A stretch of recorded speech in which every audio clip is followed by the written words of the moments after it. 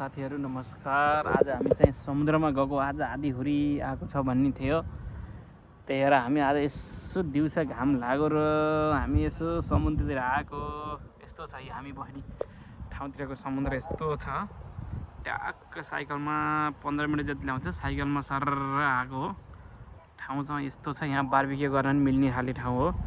ठक्क लाएर अहिले बार्बिक्यू गर्न मान्छेहरू अहिले तन्त्राव छन्, टन्नै छन्।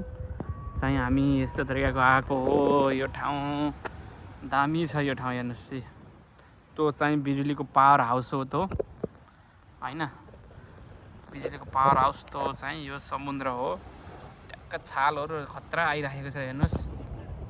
छाल चाहिँ मजाको छाल आइरहेको हैन। अब यस्तो तरिकाको टक्क तरिकाले माथि बादल लागिरहेको छ। यहाँ यत्रो छाल आइरहेको मजाको सट्ट लाएर। त्यो चाहिँ पावर हाउस है, टक्क त्यहाँको बिजुलीको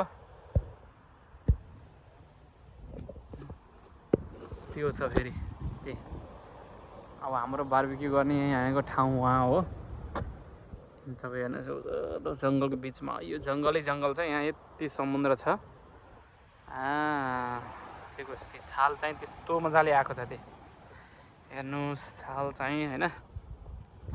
अब यस्तो हो हेर्नुहोस्, यहाँ समुद्र छ, यहाँसम्म आउँछ तपाईँको छाल। अहिले त्यहाँसम्म छ। त्यो छाल भनेको त्यस्तो हो।